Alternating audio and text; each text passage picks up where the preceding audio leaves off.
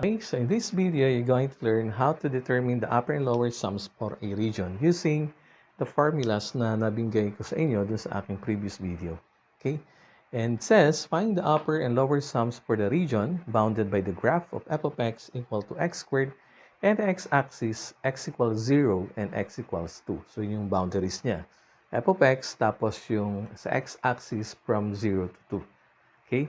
So, alamin muna natin yung equivalent graph of this function. That function is ang equivalent graph niya is a parabola with vertex at the origin opens downward. Okay? Kung natatandaan niyo pa, yung ating topic about conic sections. Okay? So, kunin muna natin yung graph niya.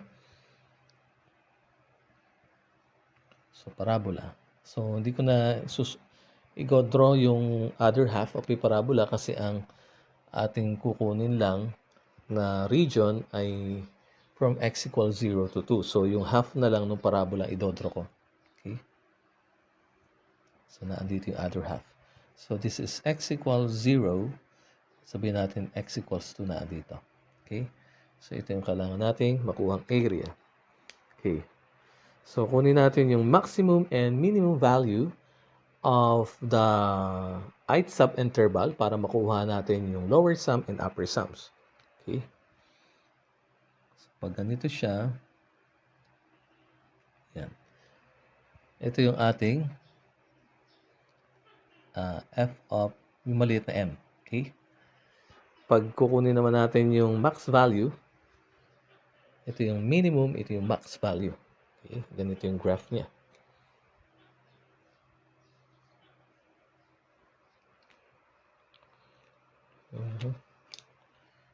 And pag ganito siya. X equals 0, x equals 2. So, pag yung max naman, ganito siya.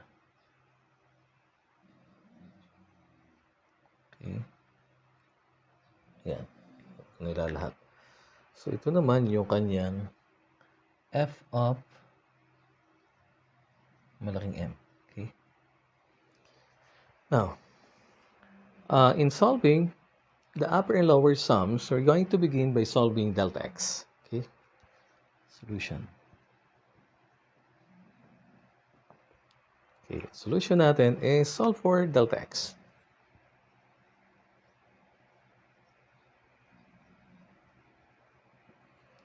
And delta x can be computed using our relation.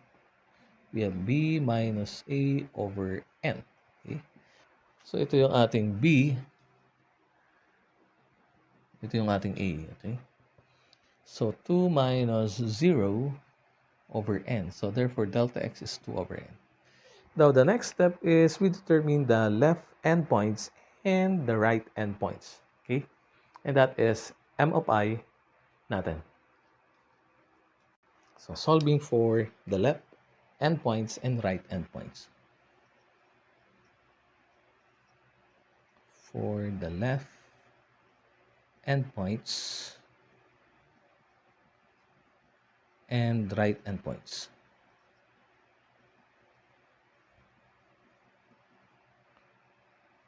So, to solve for the left endpoints and right endpoints, that is m of m sub I and capital M sub I for the left endpoints and right endpoints respectively, recall muna natin yung ating mga intervals. From the previous video, nilagay ko to determine the intervals, that is a plus 0 times delta x. This is less than a plus 1 times delta x, less than a plus 2 delta x, until this is less than 2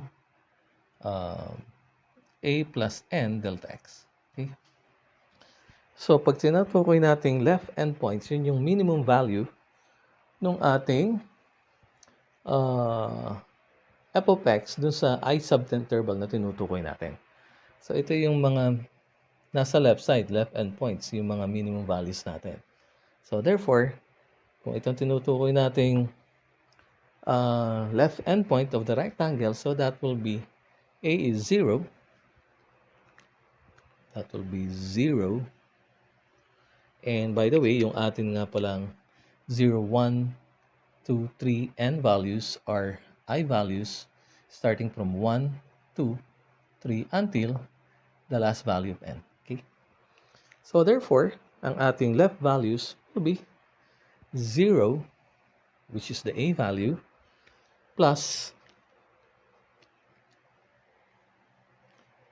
0 delta x if I equal to uh, 1, so that will be I minus 1, okay, or 1 minus 1, or that is I minus 1 times delta x. Okay. So we have our left endpoints are I minus 1 times delta x. And for our right endpoints, yung right endpoints natin, tinutukoy natin ito nasa bahaging kanan, circumscribed rectangle siya. So that is equal to 0 plus, kasunod nito, ito na yan, no? Ito yung nasa right side. So 1 delta x. So we have 1 delta x. So that is equal, yung I natin nga pala represent yung ating integers. So that will be 0 plus I times delta x. So we have I delta x. Okay. And substituting the value of delta x, we have delta x is 2 over n. Therefore, we have the left endpoints is I minus 1 times 2 over n equal to 2I minus 2 over n. And for this one, this is I times 2 over 2 over n, or that is equal to 2I over n. So now we have already the minimum or the left endpoints and right endpoints natin. We are now ready in solving for the upper and lower sums of the region bounded by f of x and x-axis between x equals 0 to 2. Okay? So the next step is we're going to solve for the upper and lower sums. This is the lower sum, this is the upper sum. For our lower sum, we have s sub n that is equal to summation of f of m of I times delta x I equal to 1 to n. Okay. Ito yung ating m of I.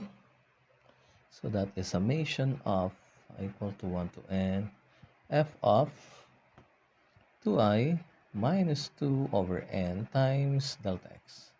By the way, your delta x is 2 over n. So 2 over n. Then, we substitute 2I minus 2 over n to our f of x. So the result is I equal 1 to n. That is 2I minus 2 over n squared times 2 over n. Okay. Expand natin. By the way, this is some of the areas of the inscribed rectangles kasi minimum yung ating ginamit na value for f of x. Okay? Expand, we have summation of I equals 1 to n 4i squared. 2 times 2i is negative 4i times 2 is negative 8i plus 4 over n squared times 2 over n. Okay? Next. Expand natin. We have 2 times 4 is 8 over n cubed. Okay, so equal to 8 n cubed. I squared sa loob. Summation of I squared, I equal 1 to n.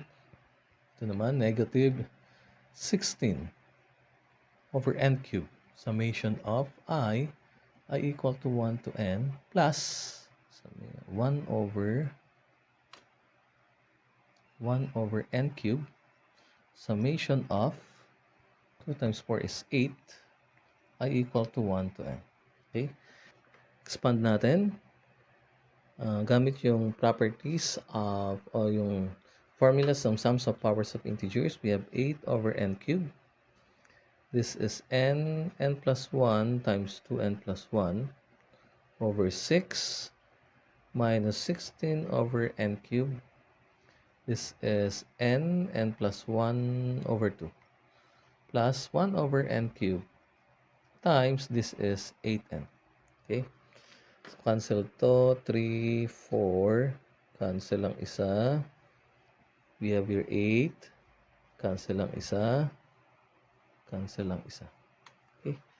So, ano tira? We have n plus 1 times 2n plus 1. So, 4/3. We have some 4 over 3n squared. Okay? Then, expand natin. That is 2n squared. 2n plus n is 3n plus 1. And this one is, meron ditong 8 over n squared. And then n plus 1, so multiply na natin. 8n minus 8n, 8 over n squared times n plus 1 plus 8 over n squared. Okay, that's sum n. And then, saka natin expand. Expand natin, we have isa-isa, 8/3 na lang. Plus, that is 12, cancel, 3, so magiging 4 over n. Okay. Multiply, plus 4 over 3n squared, minus 8 over n, minus 8 over n squared, plus 8 over n squared. Okay, cancel to. So, matitira natin ay ito, s of n, 8/3, 4n minus 8n, so that is negative 4 over n. At ito naman is 4/3 n squared. Okay. So, that is our lower sum. Okay.